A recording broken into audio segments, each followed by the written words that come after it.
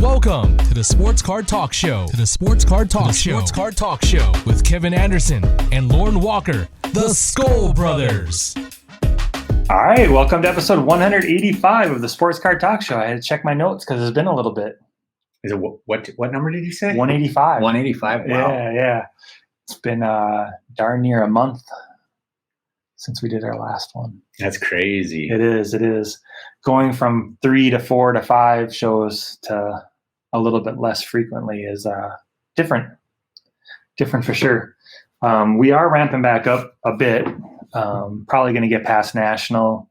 I've been super busy between trying to do card sales and getting all that stuff situated and planned, and just been busy. So it's summertime too, man. I finally caught my first fish this summer last week. My brother and I, our spot's been dry, but I think the fish are going to finally start moving in. So I know that's a different conversation altogether. Sure. All that to say that we have an interview tonight, and I'm super excited to have him on. We have Donny Collectibles coming on, primarily over on IG, but they do a podcast called Outside the Wax with KardKiller and Peter Pac-Man. I've been really enjoying that. Goes live a lot on Instagram. They do all kinds of stuff. We're going to get him dialed up and talk a little bit more about that. Other than that, man, just been ramping up for national and getting all those plans in and realizing that we've been slacking so hard we never even bought VIP tickets. So. I'm not even that disappointed, honestly. Whenever you told me what the VIP, what was it, like $140 or something, and it's going to cost us like $20 for a day pass each day. Yeah, and I'm like, I wasn't all that entirely impressed with what you were getting with the VIP package anyway. Right. I thought a day, whenever you said, like, dude, we didn't get our VIP passes and we're going to have to buy daily passes, I thought you were going to tell me it's going to be $50 a day or something. Right. Yeah, I know it'll work out. And I'm super looking forward to hanging out with the people that we're going with. And we already bought a pretty big box, Nico and I, that we're going to rip. So, oh, wow. Yeah. Pretty excited about that. And the rest of us are all going to go in on a couple boxes, and everybody said, we got to talk you into getting into it. And I'm like, yeah, that ain't happening. That I'm going to do a singles buying. If I get all the Viking cards and all the boxes, I might go in on something. And I'll be rooting hard for Justin Jefferson's then at that point. Right. All right, man. Well, I think we better dial Donny up. I'm just excited to have him on. Yeah, me too. Ring-a-ling ding dong. All right, we got Donny B dialed up. How you doing today, Donny? Boom, boomski. I'm doing good. Donny B in the house. Just trying to show some love to a real cool sports card talk show that has been around for what? Probably a year and a half, 2 years. How long you guys been around? Going on 2, yeah. Almost 2 years. Yep. Yeah, I mean, as much as you guys have watched me grow, I've been watching you guys grow too, because I know you guys didn't have 3,000 followers when you interviewed KardKiller. Right. No. Yeah, over on Instagram. Yeah. Yep. It's an honor. It's an honor to be chatting it up with you guys. I know you guys have been showing a lot of love into the kind of the off the wall stuff that we have been creating. So been enjoying it, man. Been enjoying it for sure. Whenever I got back into collecting, there's certain cards I would see like a Fran Tarkenton card that was made in like 1984 Topps baseball. I don't even think that actually exists, but something like that, and you're like going, dang, that's a cool card. And then you find out that somebody just created this with a copy machine and cardboard. And I bought a few of those, and I kind of like phased in and out of that, into it and out of it, because I just kind of but because the quality wasn't there. And then what you guys do is like above and beyond, just making a bunch of cardboard stock. And how we've created our rep and been able to, watch it physically grow, with a lot of people being able to watch it physically grow. It becomes more of an investment, especially with KardKiller stuff. there's been a number of people that have gotten commissions back when his price was more affordable, and they sold their pieces on the secondary market for 10 times more than what they paid for it. So it becomes less of a hoarding thing of just getting, off the wall weird stuff, and it becomes an investment, especially even with these Mayhem breaks. I feel like, well, first off, that's the cheapest way that you're going to get any kind of killer piece, and it's just gonna be some unique stuff, like something that you wouldn't get anywhere else. This is from a Mayhem break that we did, and this one was not even a monetized one. This is one that he did because I made a post, and the Topps Project 70 dropped, and I felt like KardKiller, definitely deserved to be a part of that. And Oh yeah. that list was long, right? That list was long of artists that they chose. Not saying that anyone is unqualified to be in it. All I'm saying is KardKiller is more than qualified to be in it, and I think his shit would have been. I think it would have been I'm not saying he would have been the Alex Pardee of the year, but he could have been close. He could have been a focal point of that project. I truly believe that. So I went on the post when they announced the Topps Project 70, and I tagged KardKiller and I did hashtag let him in. And I made a post on my page. I'm like, dude, let's kind of rally the troops and let them know that our boy should be a part of this. And did I think that was going to result in him being a part of the project? Absolutely not. But it gets his name further in their ears. Mm-hmm. Yeah, that's awesome, Donny. Yeah. So we had about 8. No, I think it was like 12 people went through and did the hashtag let him in and tagged him. And so KardKiller did a random Mayhem break for everybody that did it. And so this is the piece that I ended up with. Yeah, that's awesome, man. What's funny is like, I don't even know who that guy is really, but I won a auction of 5 of his cards. And whenever I won those 5 cards, this was from another YouTuber that does from Egg Auctions, if you know who Egg is. No. And, I won this 5-card lot for like $5, and they're like, "Man, you got to steal." And then I'm actually starting to hear his name, and I'm like going, "Oh, well, maybe I got a nice little 5-card lot out here."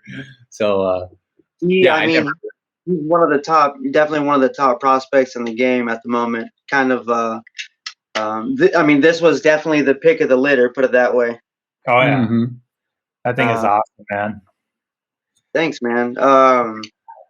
Dude, it's funny. Over time, KK has become literally my best friend, man. And it's funny because I still consider myself a fan of him, a fan of his art, like a huge fan. Yeah. And I probably have more KardKiller pieces in my collection than anyone else, really. Look at that one. Oh, nice. Dude, this is one you guys might not have even seen before, huh? I don't think so. I'm not sure. I actually, when we had him on the show, I went back and I'm like, Kevin likes a bunch of his stuff, or I like, so whenever one of us likes it off of our channel, the other one doesn't maybe sometimes see stuff, so whenever I just decide to go click and look at his stuff, I'm like, wait a minute, I don't remember seeing this, but we liked it, so Kevin must have saw it, or I'm guessing vice versa for you too. Yeah. Oh man, that's a trip. So do you guys have personal accounts that you're trying to build up, or is this kind of we have personal accounts, but we don't. But I just like one account's hard enough to manage, to tell you the truth.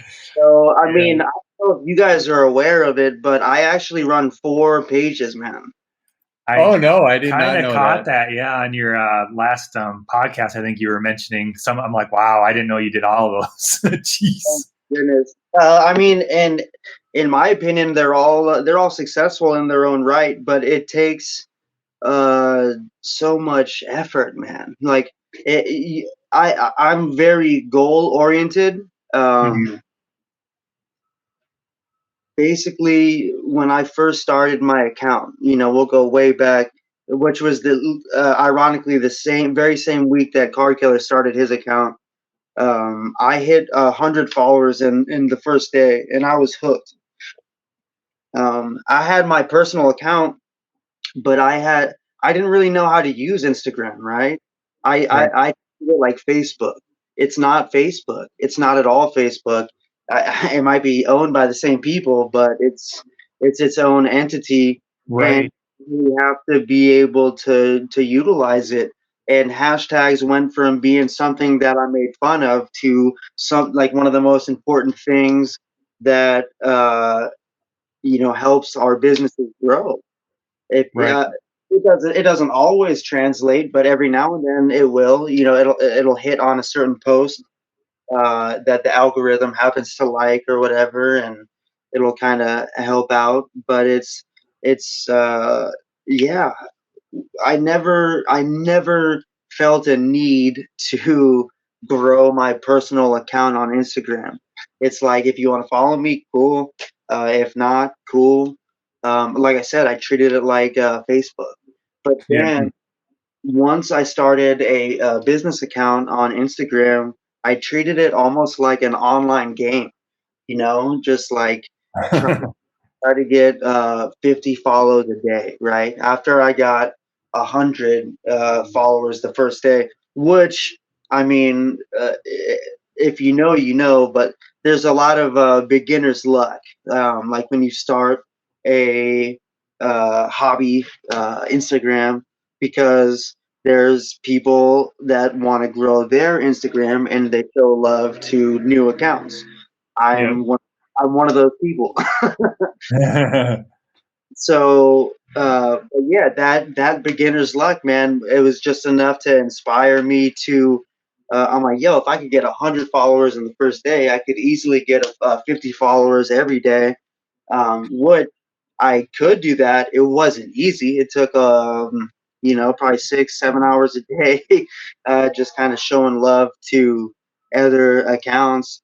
Oh, And if anyone wants my secret to success, that's all it is, man. It's just, you know, it's literally just putting in that time and showing love to other hobby accounts and accounts that you would actually want to follow. And yeah. um, That's I know that's how we started out. You'd go and not just go and like follow them, but actually go in and look at their posts, oh yeah, like the posts, maybe comment on a post or two if it's it.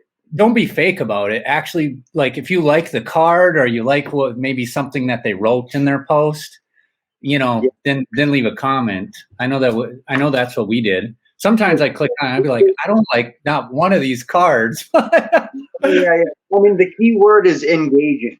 You Yeah. know, any dude, and it's funny because we go through phases of learning. I mean, like I said, I was never trying to build my personal account, so it's all been trial and error.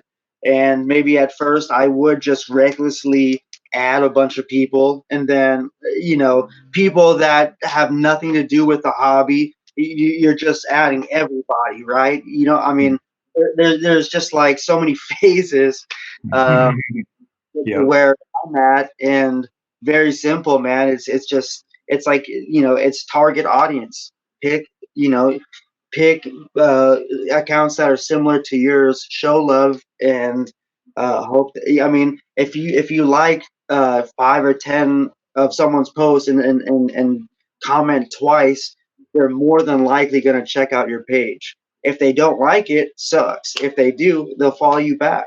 And Right. so that's a whole nother story of having worthwhile content and something and when I tell what I tell new hobby accounts that people that are jumping into it is because I've had people hit me up to do paid promotions, and they have 0 posts on their page. It's, how do you expect anybody to want to follow you? You have given them no reason to want to follow. Like, post your best cards, post the best product that you plan on opening up, and get busy. Like, and then it becomes like a whole like mentoring thing, which is cool. I mean, if you got the time for it, and if people are, real and actually, give a hoot. Right. When you bring up those counts, somehow or another, they have more followers than us too, with 0 posts. It's like they're like, how do they have 5,000 followers? Out the other day with 45,000 followers and like 4 posts, and one of the posts had like 20 likes on it. It's crazy, man. Yeah. So my philosophy, I was never. I mean, of course, you want more followers for that. It's almost like a college diploma. Like, you know what I'm saying? Just kind of instantly kind of verify someone. But way beyond that, I mean, I'm physically trying to sell stuff. All I want to do is expose it to as many eyeballs as possible. So that preliminary number means so much less to me than people that are trying to buy their followers. I just want to be able to expose as many people as I can to my shit. Like, it's very simple. Because if the algorithm is giving you whatever it's supposed to give you, like 5% of your following, you want that. You want 5% of 30,000 more than you want 5% of 500. Yeah. For sure. Yeah, that all those algorithm numbers, I guess we don't pay attention to any of that. I'm like, oh, that's how it works. What's funny is you talk about all this stuff, and I feel like the most successful I've ever been is when I had an eBay store back in the mid to late 2000s.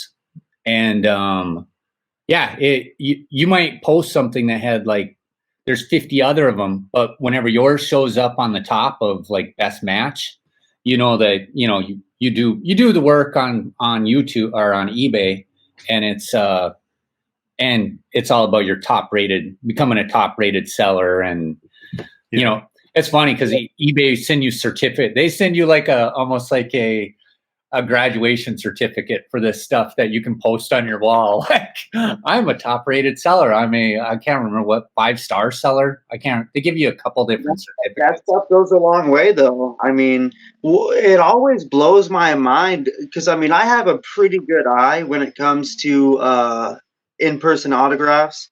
I can tell if something's fake, if something's real, if something's stamped. It always blows my mind when I come across a page that is for sure, like clear as day, selling fake autograph, and they have like they're a power seller. They have. Oh, that's the word, power seller. Yeah, I was a power seller, top rated seller, all that good stuff. Which is dope. Like, if you're selling legit shit, which 9 times out of 10 you have to be. I just don't let these fucks slip through the cracks. Let me show you. I'll show you an example. I have 2 things that I had to return recently, and I'm actually not sure how that works. Like, they refunded me, but I don't think they even want it back. I don't even know how that works really. Huh. But so I went to the this Jose Canseco signing probably a week ago. You may have seen. You may have seen it. Yeah. Yeah, that's awesome. Now, who made that card? Your boy Donny made this card. Yep. That thing is awesome. Yeah. So I've made autograph pieces, but I've never made a piece and then got it signed after the fact. So I went to this autograph signing, and I bought this jersey like 3 weeks ahead of time, and it didn't show up until after the fucking signing. And if the jersey like it showed in the pictures, I would have kept it and probably got it signed later. But then this showed up just like It's just kind of like, what do they call it? Screen printed on, but like Oh not. yeah, yeah. It's like real bad. I mean, like it in the pictures, they like these were all patches. Oh, yep. And then what came wasn't the same. I mean, this ain't a patch. Like this No. is, and not only that, like it's like it's cheap. It's like super cheap. Oh man. You know what I'm saying? Like literally, I if I brought this to a Jose Canseco signing, I would have got laughed Right. at. I would've got- Oh, Yeah, a couple. If you wash that a couple times, all that stuff will peel off. Probably. yeah. Oh yeah, dude, guaranteed. It's already like having ink running in it, man, and like I barely touched it. It's crazy. Oh So, man. yeah, I mean, they refund me, but like I don't know, man. Like, am I supposed to send that shit back or what? I don't know, man. That's weird. Right? Like, Yeah. it seems like, I mean, but it's one of those things. Like, it's like an ongoing scam because like they have quantity of it. It's not coming from China unless it is coming from China, and they just kind of like Yeah. or whatever, like send it to some other address and then send it to you, which would explain why it took like a month to come. Yeah. Oh, it definitely came from China then. Well, everything, dude, everything gets made in China right now. You know that, right? I know that, but it's a power seller that says it's coming from Ohio. Right. Yeah. Yeah. You know, that has some real nice pictures of Yeah. a jersey filled with like it's patches. Mm-hmm. I mean, fucking hey. So we Yeah. Go ahead. I mean, showing some cards that you've been either had with KardKiller or ones that you've done, but when did cards and art like come together for you? Like when did you decide, oh, I'm gonna give this a whirl? oh man, I'm gonna have to peel off of my art wall. Oh. So I probably had that one KardKiller piece that I showed you. He gave me this. He gave me this as a gift to celebrate 5,000 followers. So if I could give you a little timeline, quite a while ago. Definitely like the first legit piece that he sent me that I was super hyped on. And then this artist named Third Dan Art. Yep. You probably heard of him. Sure. I reached out to him because he was making some cool stuff, and then he and I created this piece together. Like he kept showing. I told him I wanted a Ronald Acuna piece, and he kept showing me different images, different cards, different layouts. One image or two images. Literally build it together, and then he sent it to me. And I spent hours staring at it. I mean, even now, I think it's cool as hell, right? Oh, for sure. Right? And then another dude, his name is Bill Cormalis, goes by the name of Modern Baseball Arts. Oh, yep. And he sent me this one. I mean, the artists started sending me art cards like this because I was giving them exposure, right? Yep.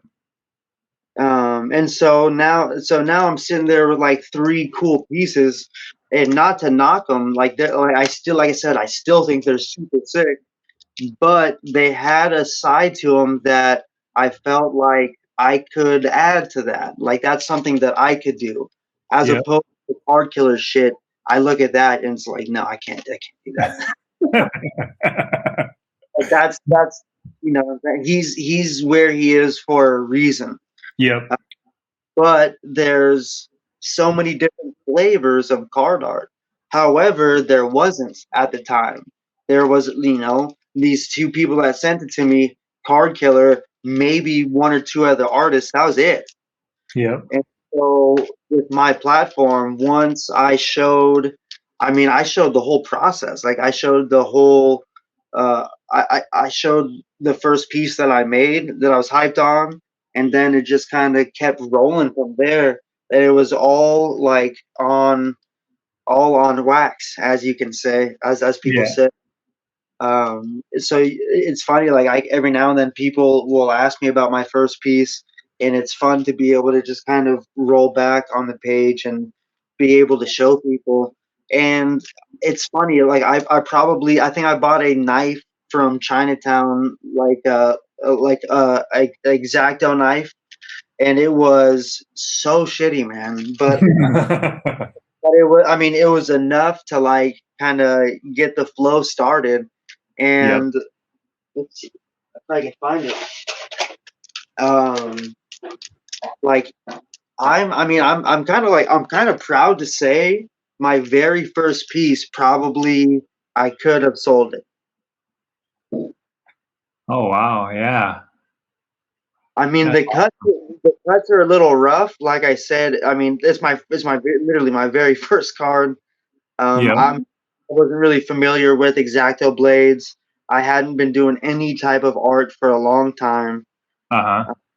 but I just felt like I could add to that space, right? Yeah. Yeah, I was going to ask you if you were an artist prior to this. I mean, not on a physical scale, more along the lines of making music, hip hop music, and writing poetry. I'd actually entered and won a few poetry slams back in the day, but never never art in the physical form. So it definitely was like taking a leap, man. Like Yeah. I did that drawing, nothing like that. The one thing that I had going for me was passion, like super duper passionate about sports cards. Like with 4 different pages, like my life now revolves around it. Yep. I paid my freaking bills during the pandemic from it, getting commissions and like, I mean, at first I was just selling off my PC, and I'm like, yo, this isn't sustainable. Right. Yeah, like these, more and more it starts to hurt, like the pieces that you let go of, and you're like, man, this sucks. Yeah. So that was kind of like, I mean, I'm not trying to say like I was just trying to cash grab right away. I just felt like it was a space that I could add to, and then it didn't take long to where I figured they were marketable pieces. Yeah. If I could go back in time, I would probably slap myself in the face and tell myself otherwise, like give it a couple months or something. But it's kind of funny to see every now and then someone will post a piece of mine that they got like the first month that I started doing it. Yeah. I don't want to say I was getting cocky, but I just definitely was like premature, man. Like to see, sometimes I'm like almost embarrassed to see these pieces pop up, and I see people like it. Like I mean, back then no one else was really doing anything like it, so there was Right. nothing to compare it to. Yeah, the space is definitely growing, it feels. It's competitive in like the most friendly way in like possible. We have multiple like card, like a card artist threads on our DMs, like that have like 20 or 30 or more people attached to it, all talking about card art. I mean, you've probably been exposed to a little bit now on that Mayhem thread. Definitely was not what it was intended for. It definitely funny. Someone literally like asked today, like, so when is it happening? I'm like, damn, this is literally why the thread was created, and like he doesn't even know when it's happening. It's funny. Oh man, yeah.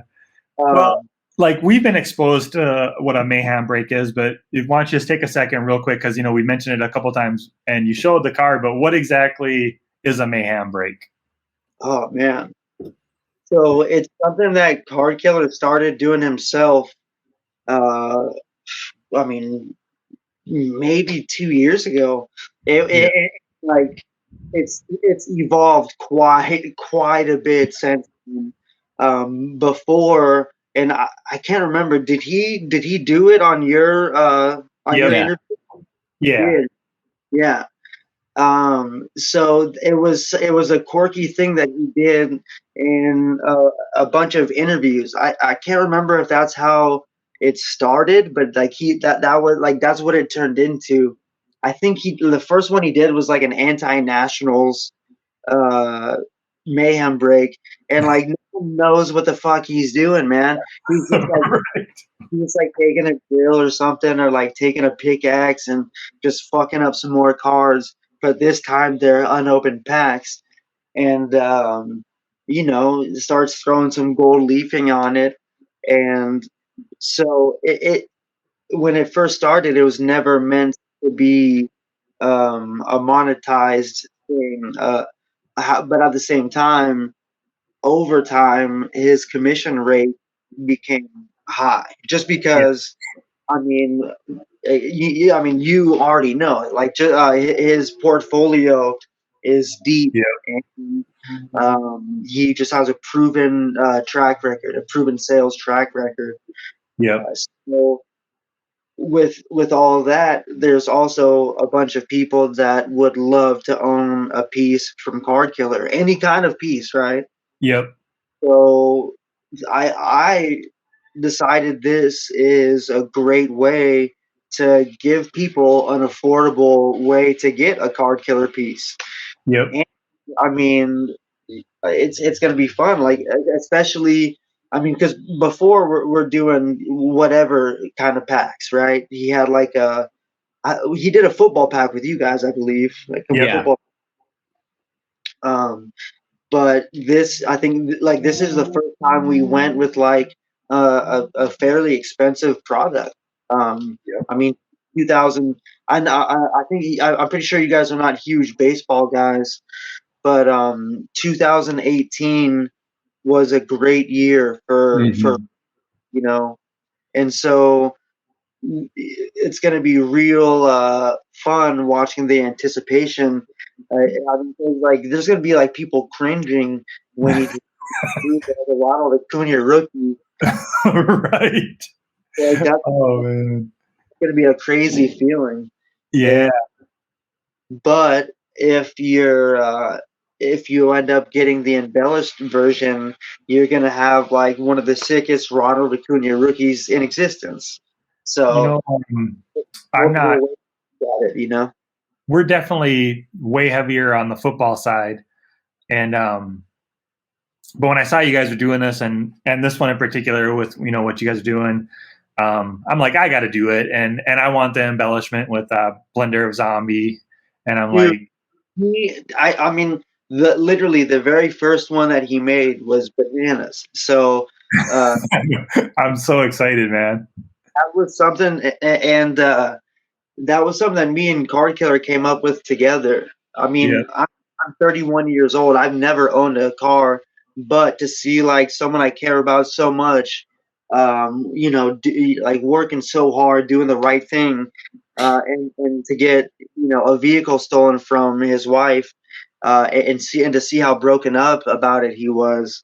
I knew I had to at least try to make an impact to help him out, for sure. and reached out to KardKiller, and not only hatched the plan to come up with the Mayhem break, but I mean, the last time we did the Mayhem break, the one thing that was the most work was the embellishments, and it ended up taking maybe like a month and a half to get a couple of them done.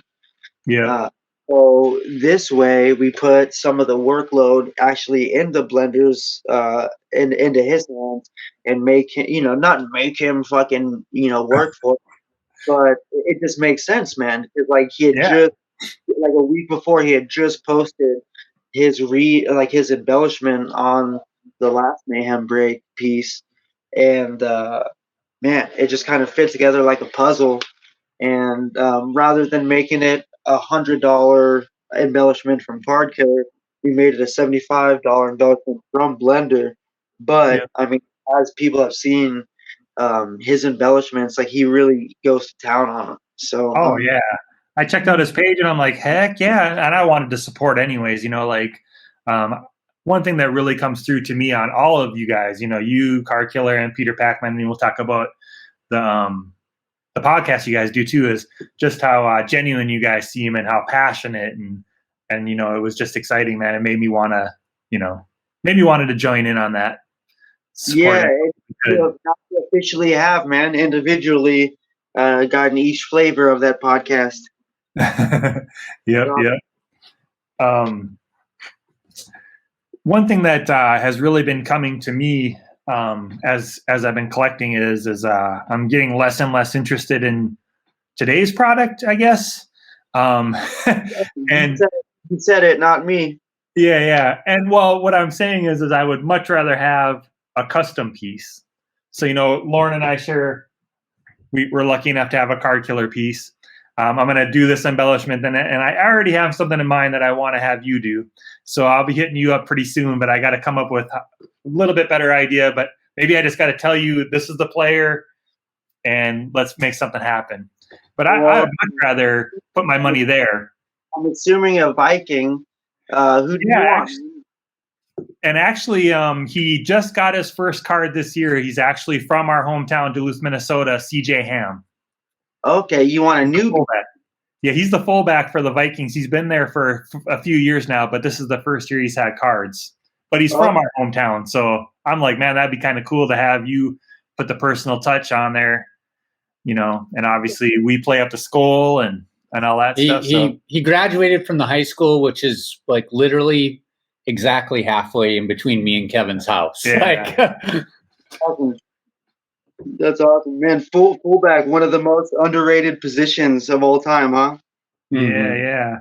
So that's in the works, and I'm just like, man, for as much money as I sometimes spend on cars, I'd rather have the 101 custom from a friend or from somebody that we're getting to know, way more, and have that personal touch. And I've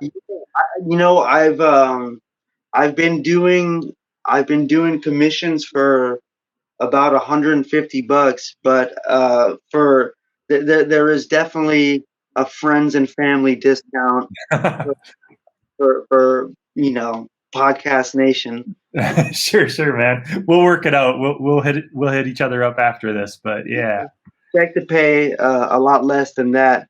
But if anybody else listening does want a commission, I do rock some pretty cool stuff out. I think this is a card. This is a piece that I've recently finished. That. Oh, yep. I remember seeing that. I almost I can't even put a price on it, man. Like this is one of those pieces that I just kind of want to hold on to for a while. Yep. Yeah, I think it's sweet. Is there like a diamond in his leg, or what is that? So one thing that I started doing, it's kind of funky, but I like to have my stuff, have it kind of stand out in certain ways. And one of those ways, I started, take the screen off. I started hole punching selected parts of the pieces, and and inserting them with like a piece of refractor. Oh, nice. See that? Yep. Mm-hmm. Yeah. Yep. Yeah, you got it on a good angle there. Yeah, I try to. I don't know. It's almost like an art form to select where to put it. Yep. Dude, this card especially, like Frank Gore looks like he's like standing off of the card by a significant amount. Yeah. I do a little shadow box design. That's nice, man. So that is exactly what's going on with that Sammy Sosa. I decided to put it in his leg. Yep. I'm not gonna lie. It took me a while to choose to where I wanted to put it. Oh yeah. And so when making a piece like this, I mean, first off, I'm not sure if I've seen anybody make any Sammy Sosa piece at all.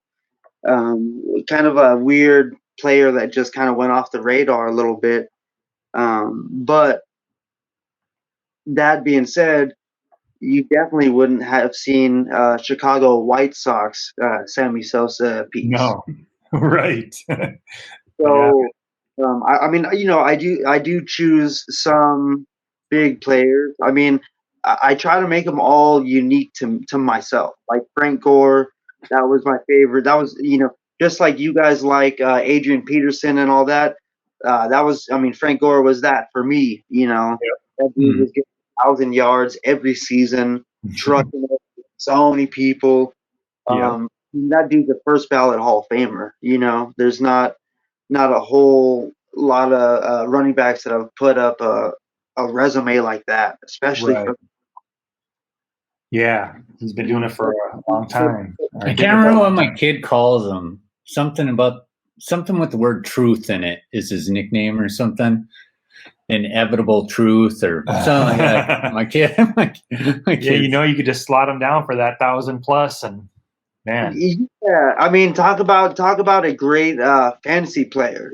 Someone that you can count on getting you like 10 to 15 points a week. Yep. It'll probably not get you like 36 points, but it'll probably get you like a 12 points. So someone you can count on. Oh, for sure. I know that if you're playing fantasy football and all of a sudden you're the team that you have interest in a running back, and then they sign Frank Gore, you're like going, oh no, because he gets his carries and he wrecks the other guy's value on the team. So yeah, it becomes kind of weird. I mean, because his role is no longer like the star running back. Mm-hmm. Yep. His role is just like that OG dude that almost like a third or fourth down running back. Yep. So as solid as can be, probably won't get injured. Even right there. But he's not he's usually not the number one running back, because usually he's going to a team that already has invested heavily into another running back. Right. I think why Frank Gore continues to get signed too is I think he just adds something to the team as far as leadership and he's a quality human being and stuff. Yeah, he's never fucked up. I mean, when have you heard a bad thing about Frank Gore? Right. Nothing but good. Nothing but good. He's the ultimate team player, and I think coaches love having that kind of a guy on their team. Yeah, without a doubt. So, with choosing the art that I want to work on, sometimes you go for the no-brainer, like Fernando Tatis. I mean, even though you guys aren't too keen on baseball, I'm sure you know all about Fernando Tatis. Oh yeah. So every now and then I go that route, but for the most part, I go pretty obscure. I try to make pieces that strike heavy nostalgia. Yep. And oh yeah. I used to like the Michigan Wolverines because of that guy. So yeah, man, I try to strike nostalgia, especially from myself, whether it be through Frank Gore or Jerry Rice or Barry Bonds, Ricky Henderson. I definitely dive into all the players that inspired me on a personal level, and people have gravitated towards my art. And the funny thing is, there's nothing funny about it, but a lot of people have hit me up for commissions. Like I said, I make a lot of obscure shit. So people like the art, but they're like, I would love that of my favorite player.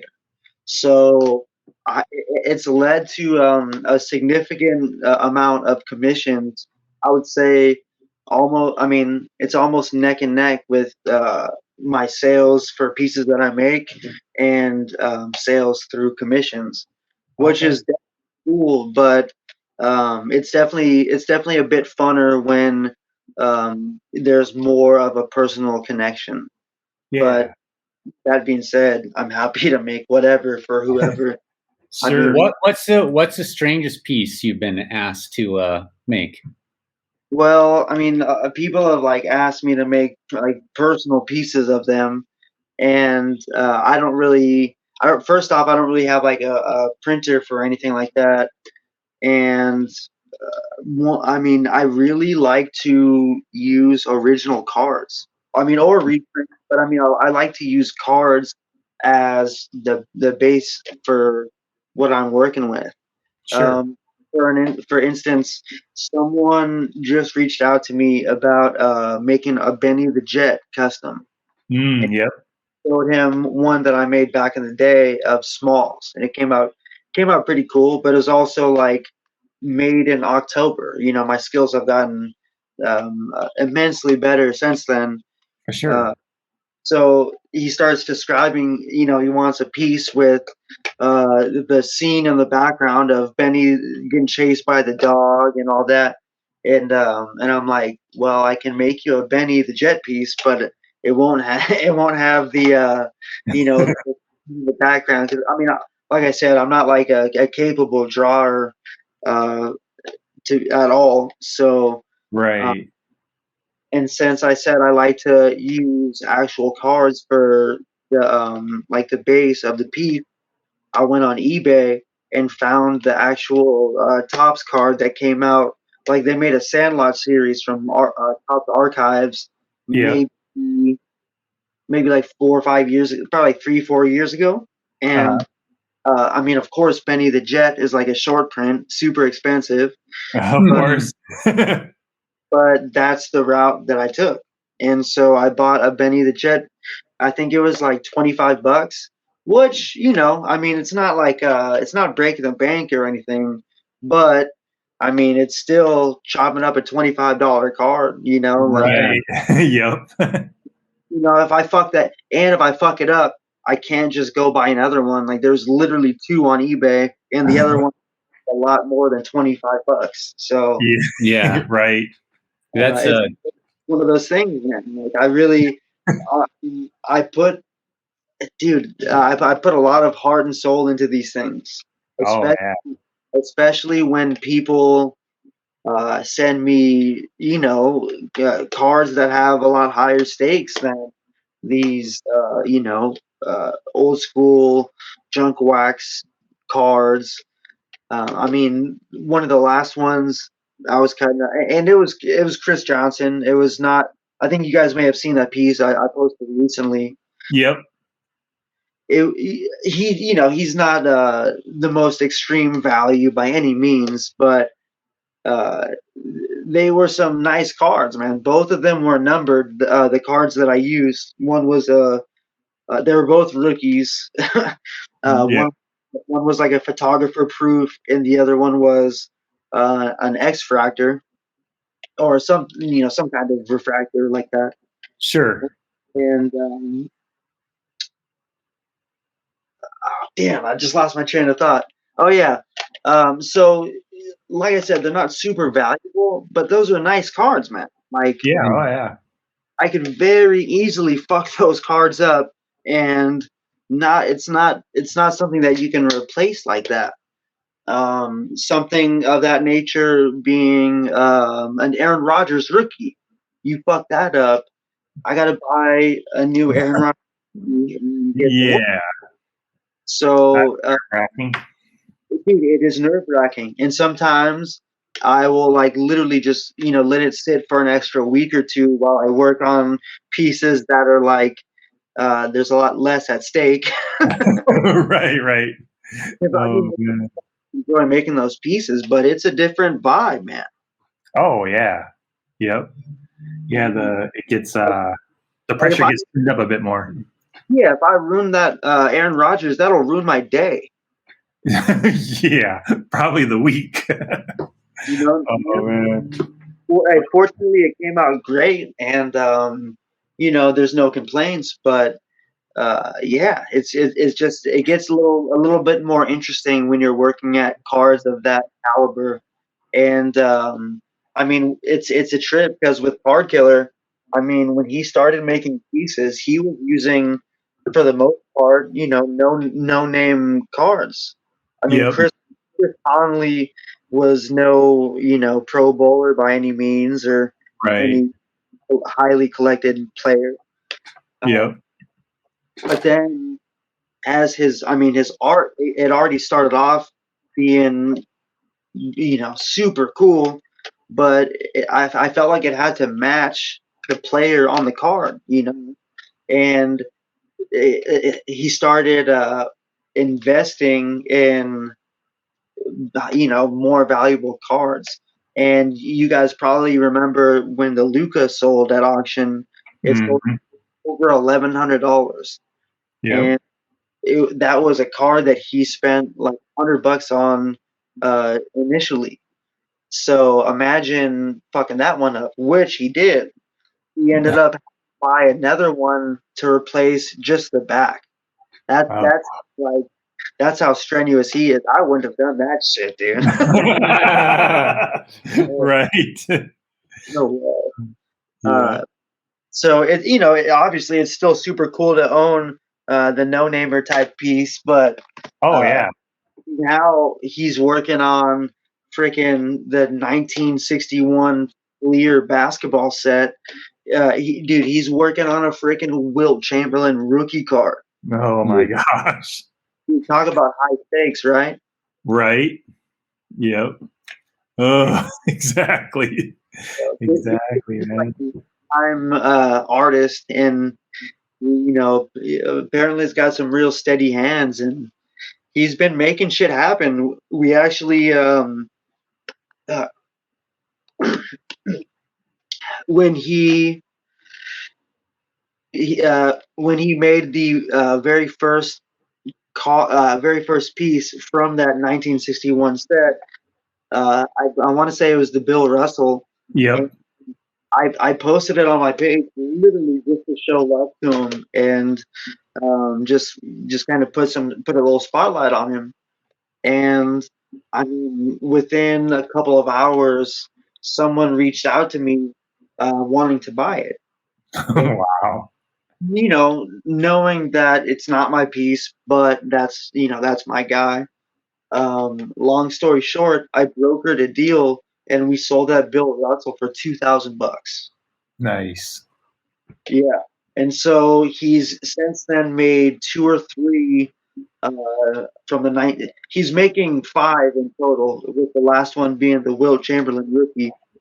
But yeah, super crazy. And the others are they're the dude that sent him those cards basically now has those pieces and travels around to different card shows and stuff, just kind of getting the hype on them. I think he's waiting until they're all together to kind of let him go. In fact, he wasn't all that stoked that I made that sale, but it's one of those things, man. Like I said, I was definitely not trying to. That was not what my intentions were by any means. No, right, yeah. However, it led to a monumental sale. Like that's a record-setting sale for my guy. So it's something that it's something to be celebrated. Oh, for sure. Who knows how it'll go with the other ones, especially. I really hope that I can be a part of the selling of the Wilt Chamberlain, because I think that's going to be off the charts. Oh yeah, yep. I mean, it definitely is leaning that way. I think a raw version of that card of the Wilt Chamberlain rookie is like $80,000, something crazy like that. Yeah, it's crazy. It is definitely up there. Gosh, I know we've touched on your 4 pages you're running, but then you also do a podcast. I don't know if you want to touch on that for a minute, how you guys got going on that. Yeah. Before we skip past the 4 pages, I have a page, and this was my first initial backup page. It's called Dockaday 16, and it's an account that I post Doc Gooden autograph or refractor or patch card every single day, which then turned into Doc and Daryl Strawberry being a super unique part of my PC that I just kind of wanted to highlight and have a backup page in case anything ever happened to my page. Oh, okay, sure. So that's how that began.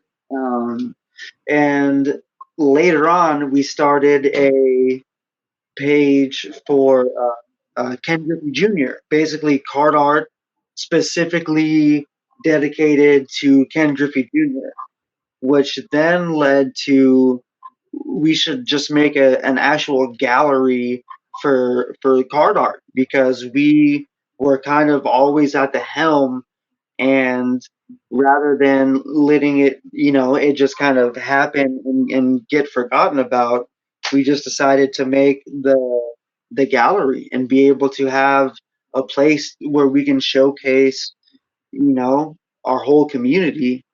For sure. It doesn't have to be a Ken Griffey Jr. piece. What is the name of that page? It's called the Sports Card Art Gallery. Okay. Sports Card Art Gallery. Yeah, I know that we're doing the Griffey and the Sports Card Gallery, but I don't know about the Doc a Day one. We'll have to. I don't think so either. That one we'll have to make sure we get on that one. 13,000 followers on that page. Nice. Yeah, it's we'll put links in here too for those that are on, because this will come out on YouTube. So for those that are over on IG, for sure, check them out. For sure. So the next question you said, the podcast. So me and KardKiller we've been doing live chat for a while. We've probably done like 10 or so, and it was always something that it was definitely something that was always on my list of goals to do, was create a podcast. And I didn't want to have a solo podcast where I'm just ranting all the time. I wanted to have the right person doing it with me, and I always wanted to have that person be KardKiller. Mm-hmm. So we had always been in communication about it. I mean, like I said, we talk every day. We do many, live talks. We do events together. We run 2 pages together. But then Peter Pac-Man came into the mix, and it was super organic. I ended up jumping onto one of his live feeds. That he jumps on live all the time. You see it, whether there's 30 people in the room or one person just kind of there, just watching him do his thing. And I just happened to catch him on like a pretty cracking live stream, and we struck a great conversation. And I mean, literally, you could probably go back and watch our first introduction to us kind of meeting each other, because we had been following each other's pages, but we had never interacted. Mm-hmm. However, we'd both been legitimate fans of each other. And we're like 15 minutes into this live conversation, and I said, man, what do we got to do to start a podcast together? And he says, let's do it,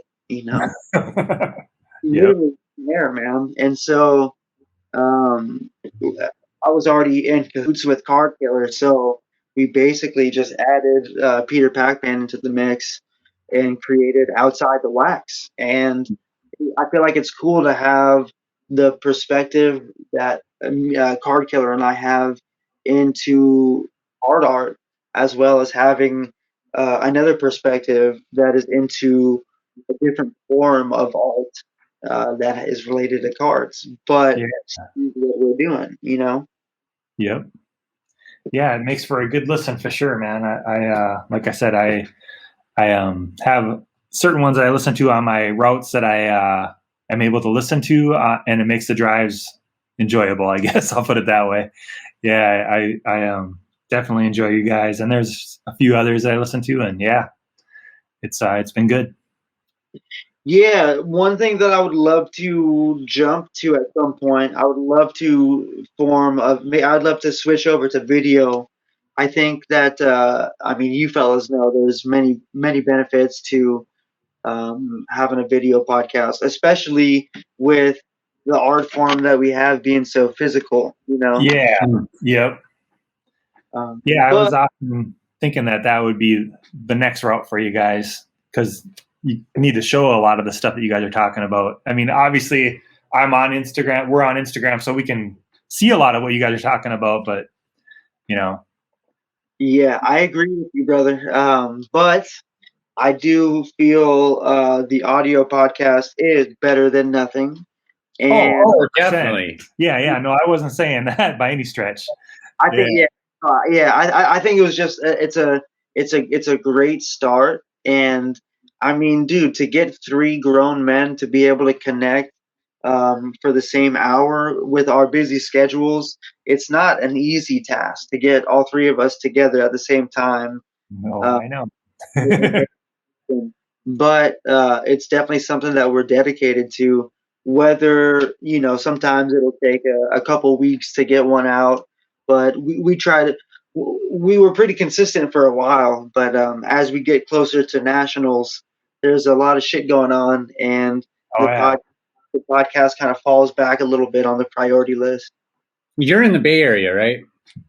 Yeah, I'm in San Francisco, which is not too far away from Peter.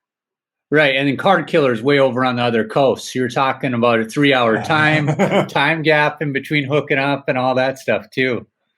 Yeah, I mean, dude, trust me. I've wanted to get KardKiller to move out here for so long. I mean, every time he and I team up, we do amazing stuff, and I'd really love to be able to, connect on a consistent basis in the physical form to, really create some mind blowing shit. Oh, for sure. So, I think we'll come to talk about national a little bit. I know this is our first one. Is this your first one? It is indeed. And obviously it got canceled last year. A lot of people who go to that. That was something that I was looking forward to. Would say, I mean, I had very little time to even get excited about it because it got canceled before I even had time to really think about it.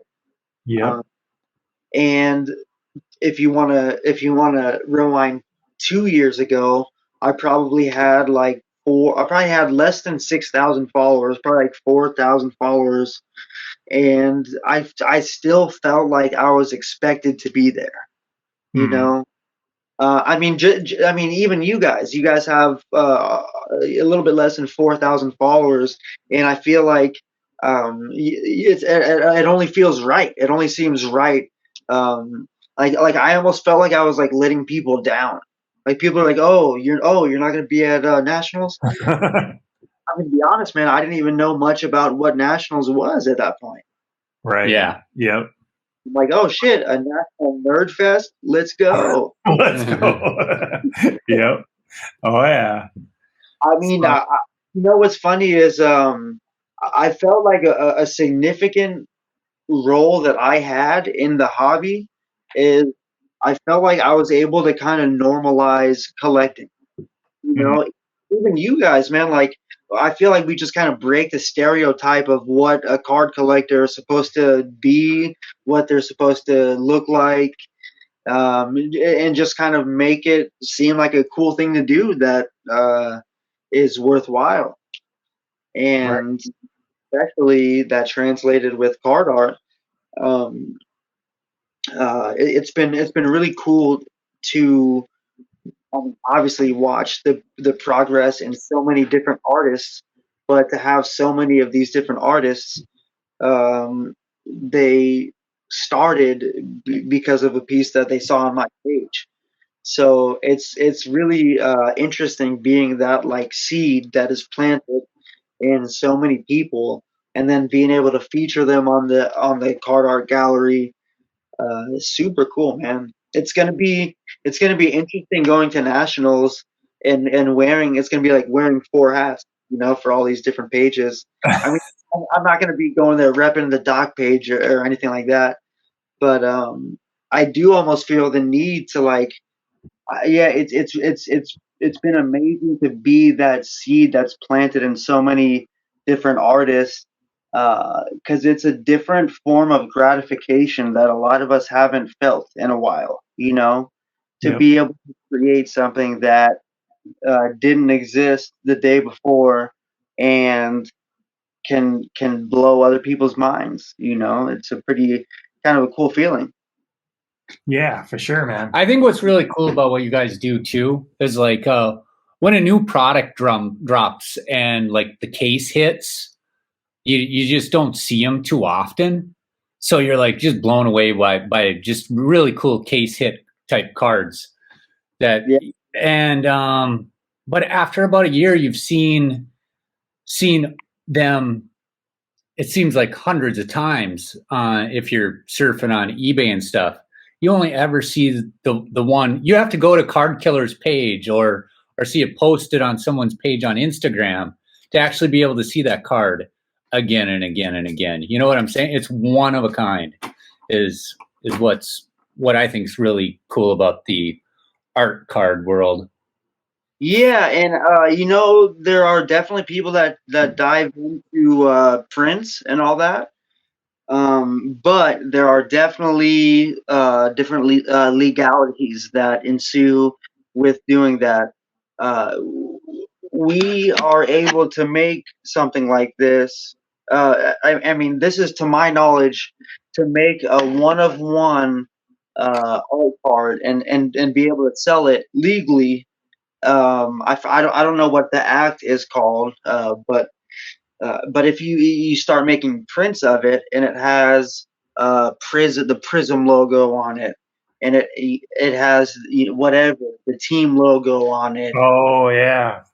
then you're gonna get sued. I've seen it happen. I think 3 times at this point. I gotta be honest. Like for all of them, I saw it coming. Like it was. I mean, come Yeah. on. Like literally printing out I at a certain point it becomes counterfeit. Like you're making counterfeit card, like adding Michael Jordan to the select car, Oh, stuff yeah. like that.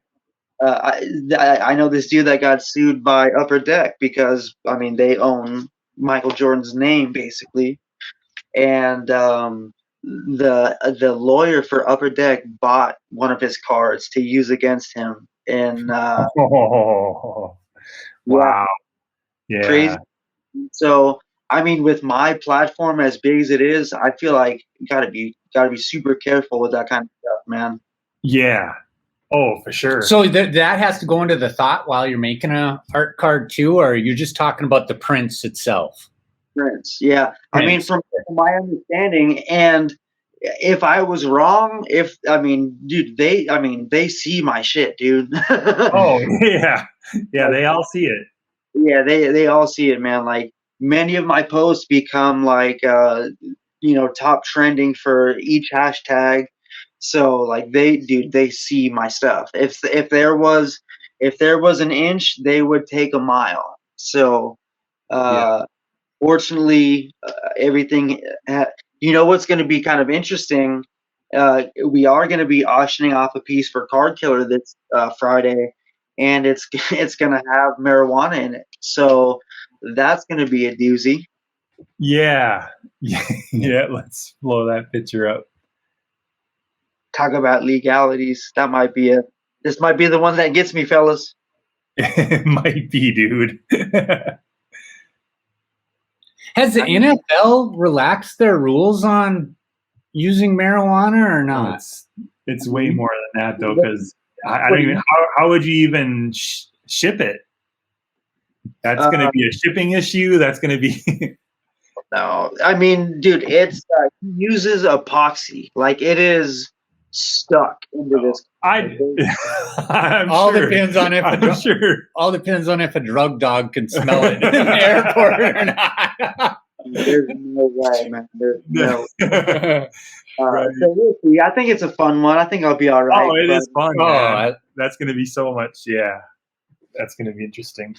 Hopefully, I don't get the hate parade out there and start reporting it and all that. But with that card, I have it'd be cool for you guys to come up with a Ontario Smith type card. If you know who that is. I don't. Is that another player that got popped for smoking weed?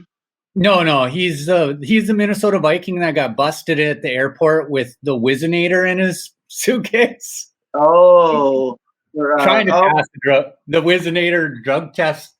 That would be a fun card to come up with. I don't know what you could. Game used Whizzinator. Yeah. Oh man. So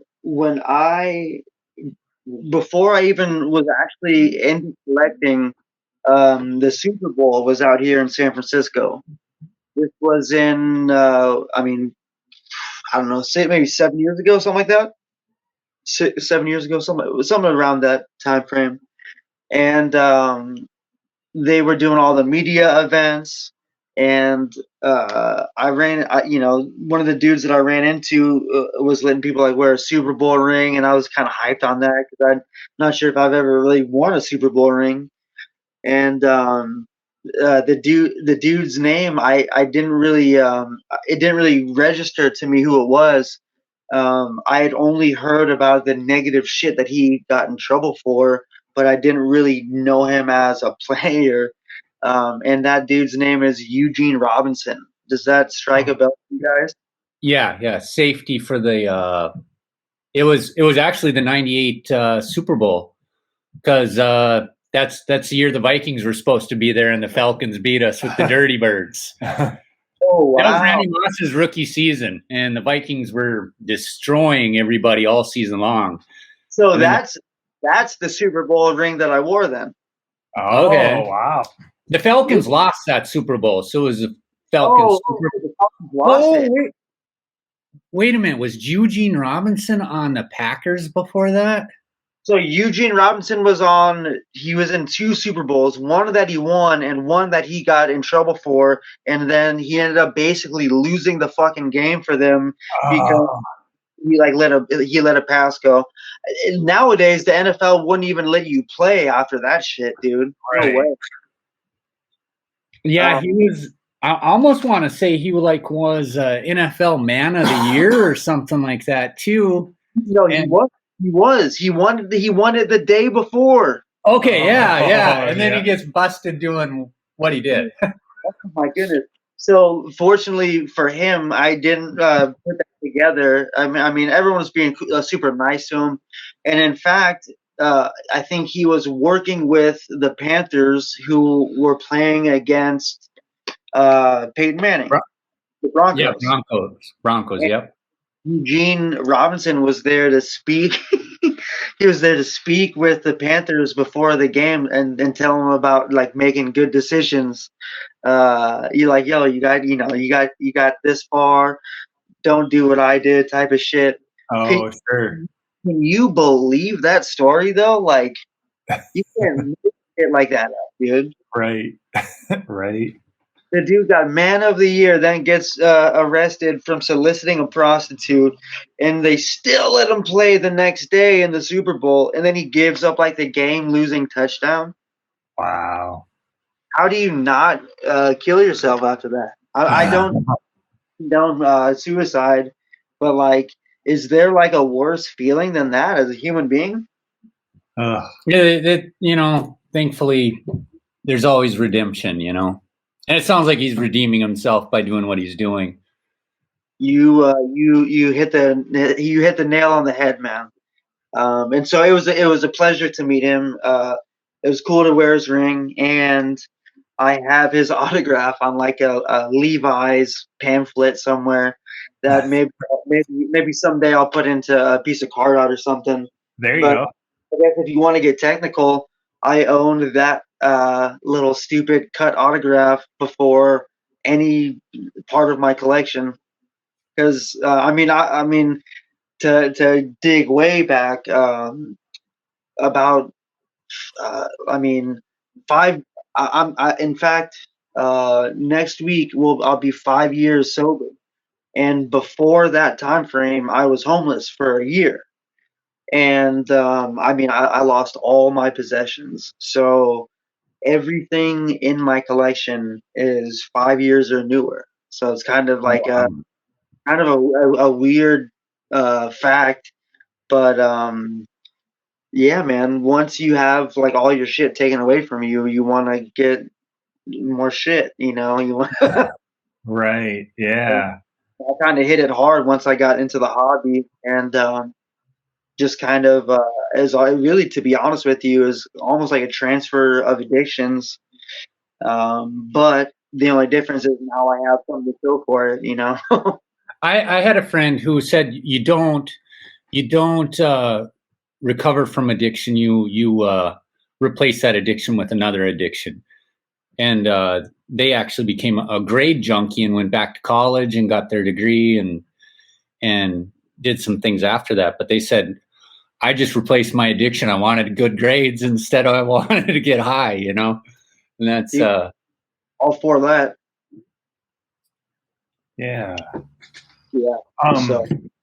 So we are super excited that we're going to be able to hook up a national. Hopefully you guys can carve out just a little bit of time. I know you guys are super busy, but you know, we got to hook up and say what's up for sure. Get at least a photo together. Dude, we're going there to see people like you, man, to say what's up to you guys. Yeah. We, I think that's the thing we're most excited about going is just seeing, you know, we're 300 plus shows in, probably 100 plus people we've had on the show. Mm-hmm. And we know we're going to see a bunch of them. So we're super jacked to meet in person. And I can look at cards every single day. That I can look, probably every card that's going to be at Nationals has been on eBay. So I'm guessing I just want to go there and meet the people that just meet people, you know? Yeah. It's a trip. Everyone has their own agenda of what they're going to be doing at Nationals. To be honest, I'm not going there to buy cards. I'm addicted to cards. I'm sure I will buy some cards. That's not my intention, but I know I'll buy something. I'd be shocked if I didn't. I mean, it wouldn't happen. I mean, I'm gonna buy a bunch of cards, but to be honest, man, I'd love to knock down a couple of sponsorships for our podcast and get some people that actually want to invest in us to where we can make it a studio worthy podcast, you know? Yeah, that'd be awesome, man. Yeah. I haven't even thought about that. I want to meet some people, eat some food, have a drink, have a couple of drinks maybe, and just actually shake some hands, you know. But that all leads to that. Yeah. I haven't even thought about actually like sponsorships, or you're more involved in your thought process than I am. And the thing is, man, I've put so much into this that I just would love to somehow turn it into a career type of thing. Mm-hmm. Yeah. And I don't think I'm too far off that mark. Oh, heck no. Awesome, man. Awesome. I wish KardKiller didn't have so many dang commissions booked up and more auction type events that we were doing in the past. Yeah. But I've been doing the same thing for other artists, and it's been pretty beneficial, to help kind of build reps for other artists. And it's cool, man. I kind of like the name Flavor of the Week, and just kind of it lets everybody know what I'm digging, what I think is cool. If you do too, cool, go ahead and pop a bid down. If not, that's all good too. But it's just I like to add stuff to this space that didn't exist before, whether it be an actual piece of card art or a card art gallery. Yeah. I mean, I don't even know where that idea came up with. I don't know where it began, but it just seemed like the right thing to do with auctioning KardKiller stuff off, because he couldn't. Every time you put a price point on it, no one would pay it. But if you put it in front of a lot of people and make them fight over it, we built up some physical value in no time. Oh, for And, sure. Yeah, and rightfully so. Oh yeah. It's been a blast just partnering up with him like every step of the way. I mean, I owe a lot of my success to him because I deemed it cool, but here's the thing, it actually is cool as fuck. And then I'm the dude that exposes a bunch of people to that cool stuff. Oh, for sure. Definitely goes hand in hand. And as far as like integrity goes, I haven't met anyone in this space that is more of a solid dude than him. So, a mighty fine shout out, but It's fun. You bring up the whole having that putting a price point on something and no one and just people balking at it. I've seen that so many times on cards that I want, and they put on this price point and no one buys it. Finally, they drop it down a bit, like lower that price and put it at auction, and it'll blow that price point away. It's just it's funny that people are like, I'm paying that, and as soon as it actually somebody else has bid on it, then they're like, oh shoot, I have to bid on it now. Dude, I don't want to throw the term out sheep, but people are sheep, man. Like people, I mean, I know I wasn't the only one that was blown away when KardKiller started posting ridiculous pieces. Right. All these other people needed somebody else to validate it. They needed someone to be like, oh, it's cool. Oh, it is cool. If that's what it takes, that's what it takes. But it's. I mean, just you kind of said it best yourself, man. The same price that people make fun of is the same price that gets beat when the right auction setting is afoot. Yeah, for sure, man. Well, we typically go about 30 minutes on our interviews, and we're well past that, and we've been having a blast. You had mentioned it was a 2-hour podcast. I wasn't trying to take 2 hours of your time. No, not at all. I just looked up. I'm like, holy man, we've been on for a minute, and we don't want to take too much of your time. Is the whole thing? Why don't you take a couple minutes and just kind of re-go over where people can find you and your pages, and then we'll bring it to a close. Yeah, man. So my main forte, my main page is at Donny B Collectibles, Donny with a Y and Collectibles with an I. I actually found out that there's two ways to spell collectibles. And that you could find my backup page. Sorry for the text messages. That's all right. You can find my backup page where I post all my Doc Gooden and Daryl Strawberry autographs at Docaday 16. You can find our sports card art gallery at Sports Card Art Gallery, and the Griffey page is at Griffey Legacy Project. Awesome, man. I wanna talk real quick about the true birth of me getting into art before I actually started making it. But I work normally at a comedy club as a server, and I have some solid exposure when it comes to meeting big name celebrities, or at least big name comedians, if you will.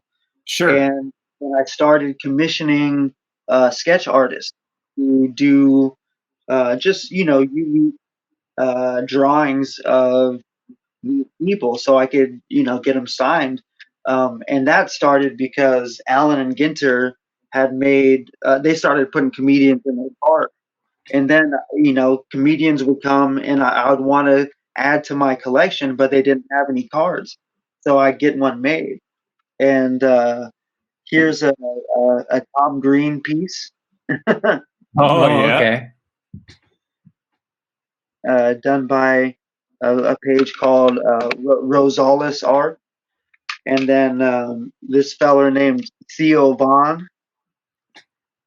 And this one's great. And this dude is getting pretty big these days. And, my kid and I just actually watched one of his specials on net. I think it was on Netflix like a week ago. Yeah, on Netflix. And here's a cool one of one of the characters from Futurama, Bender. Oh yeah. Oh, yep. Yeah, and so this was definitely like my first introduction into art cards. While KardKiller was making his cool refractive stuff, and then it led to me making my own physical art cards, and I've been doing that probably for over a year now, and sold over 100 pieces. Never would have thought that could happen. All those are those from the same artist? Those cards you just showed? No? In fact, they're all three from different artists. Okay. Nice. All right, man. Well, we want to thank you so much for coming on. We're definitely looking forward to running into you at National, and I got to get together with you about making that custom 101 Donny B exclusive 101 for myself.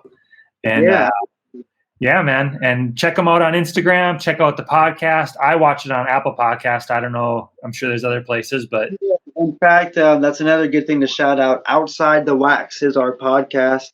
Yeah. You can listen to it on Spotify, Apple, the Anchor platform. There's a few different places where you can find it. For sure. So I'm looking forward to hopefully seeing you guys tomorrow in the Mayhem break. Yes. And tonight, what piece are you auctioning off? This will be Friday that it comes out on. So you're doing the KardKiller. Yeah. So we will be auctioning off the Josh Gordon 2.0 marijuana exclusive 1-of-1 little Josh Gordon piece. Nice. Made by KardKiller.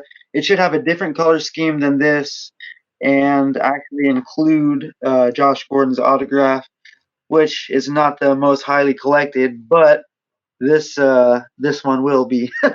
Yes, I think you are right on that. All right. Yeah, so, and we can find, and people can go and bid on that. Where on Donny B Collectibles? You'll find that on my page at Donny B Collectibles, and it'll on Friday. It'll be pretty hard to miss. All right, awesome, man. Well, hold on for 1 second. We'll just chat for one more minute offline, but this will be episode 185 coming to a close. Skull Brothers out.